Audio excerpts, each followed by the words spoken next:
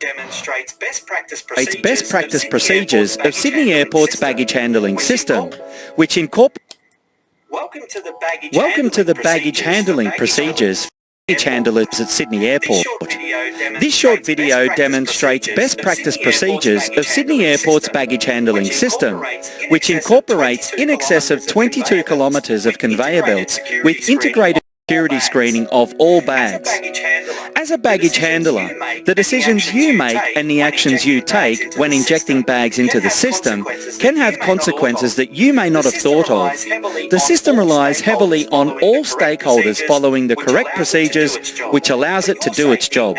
For your safety and the safety of others, you must maintain a high level of situational awareness at all times. In the event of any emergency, dial 9667 9090.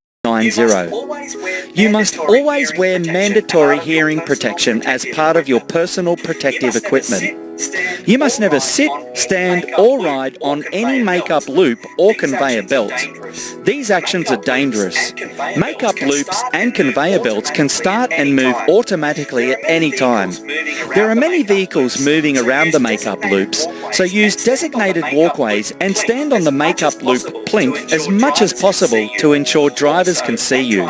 Also, when driving yourself in and around make-up loops, you must adhere to all signposted speed limits. Make-up loops are the carousels that bags are delivered to prior to being loaded into containers for loading onto the aircraft.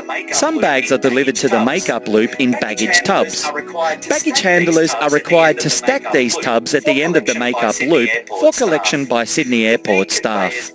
The feed conveyors inject the bags into spaces on the make-up loop. You need to make sure that the make-up loop doesn't overfill with baggage, as this prevents any more bags from being delivered and will cause the baggage system to back up. Make-up loops need to be cleared as quickly and as safely as possible. The transfer input area is where baggage from other terminals is brought in to be inducted into the baggage handling system. You need to assess the bag to make sure it meets the maximum baggage dimension requirements.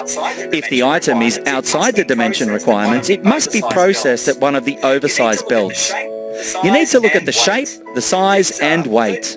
These are 32 kilograms for maximum weight, 1 meter 20 for maximum length, and 75 centimeters for maximum height.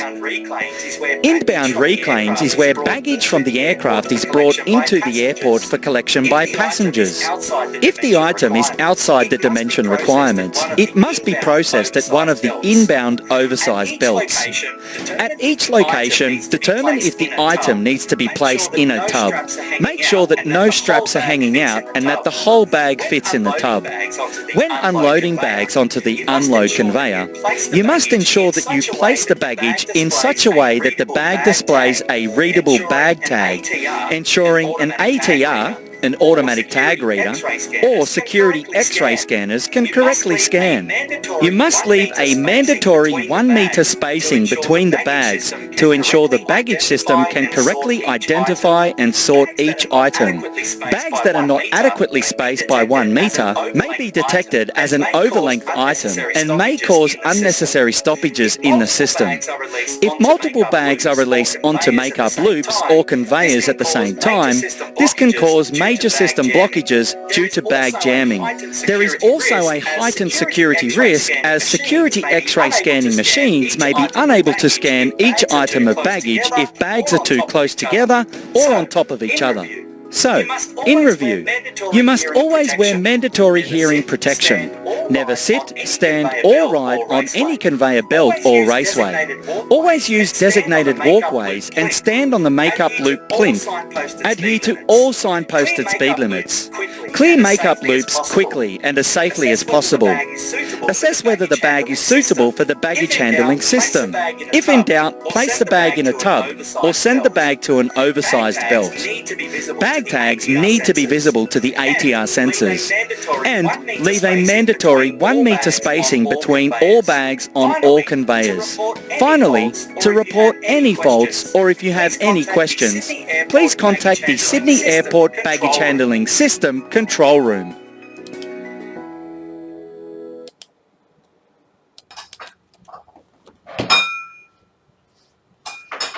To important hazards to be aware of when moving around operational aircraft are jet blast and aircraft engine ingestion.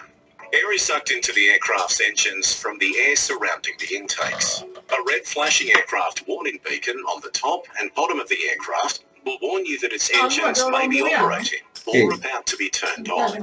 Always pay attention and remain clear of the aircraft and its engine ingestion signs when its red warning beacon is flashing. Jet blast is the exhaust from an aircraft's jet engine, which does vary depending on the thrust settings applied by flight crew, but can easily exceed the wind speeds found in a tropical cyclone. It can often be overlooked, but jet blast can be an unseen hazard to people and equipment airside.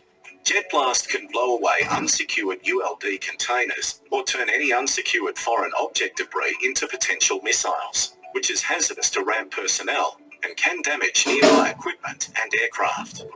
Here are some safety tips to minimise the risk of jet blast to yourself, others and equipment on the ramp. To reduce the need for aircraft to apply higher thrust settings, ensure the path is clear for the aircraft coming into bay. Whilst aircraft are required to use minimal thrust when manoeuvring on the apron, if the aircraft has to slow or stop prior to arriving on bay, it may need to apply more power or breakaway thrust to get moving again. As power increases, so too does the jet blast profile behind the aircraft.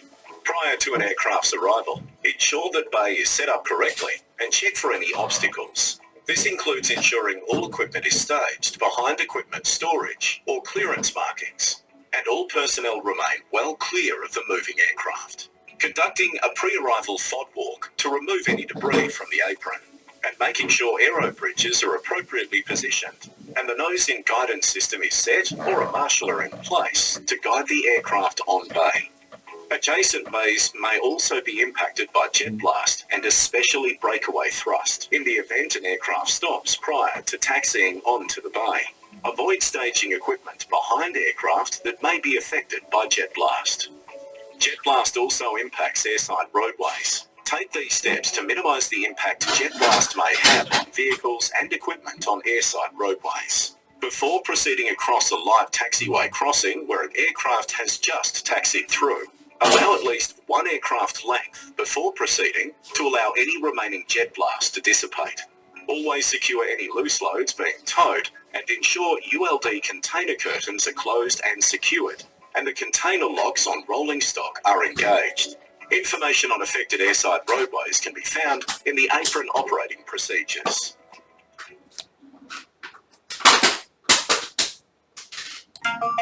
My name is Rebecca Johnson and I'm head of the Australian Centre for Wildlife Genomics here at the Australian Museum, where we do quite a lot of work with the aviation industry. People are often surprised that the Australian Museum works so closely with the aviation industry, but the role that we play is assisting them with identification of the different animals that hit planes. And that happens on average about 4 times a day in Australia. It's usually not the kind of thing that you hear on the news, but it does happen fairly frequently. It is pretty extraordinary that a bird, given the right force, can actually tear metal. These engines are made of the highest grade alloy you can possibly get. So the more that we know about the behaviour of wildlife at airports, the more we can work towards minimising the interactions between wildlife and aircraft. In some cases, they've even changed flight times to avoid what they know is going to be a busy time for wildlife in the skies.